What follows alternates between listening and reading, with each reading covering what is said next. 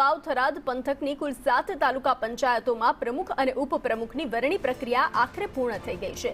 જો કે આ વરણી પૂર્ણતાની સાથે જ કોંગ્રેસ પક્ષ દ્વારા સત્તાધારી ભાજપ પર તોડજોડની રાજનીતિ કરવાના ગંભીર આક્ષેપો લાગ્યા છે।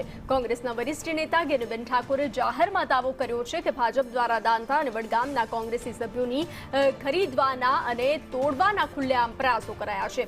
આ ઉપરાંત લાખણી અને દિયોદર તાલુકા પંચાયતમાં પણ વિરોધ પક્ષના સભ્યો પર દબાણ લગાવવામાં આવતું હોવાનો આક્ષેપ તેમણે કર્યો છે।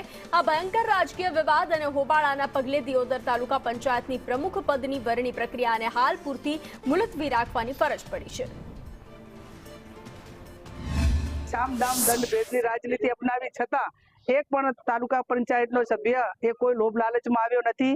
કોંગ્રેસ પાર્ટીની આબરૂ રાખી છે। મતદારોના ઉપર જે મતદારો એમના ઉપર જે વિશ્વાસ મૂક્યો એમાંય પરિપૂર્ણ ઉતર્યા છે। ક્યાંક ને ક્યાંક ભારતીય જનતા પાર્ટીએ સત્તાનો પાવર વાપરીને પોલીસનો ઉપયોગ કરીને ક્યાંક ને ક્યાંક અમારા સભ્યો તોડ્યા છે।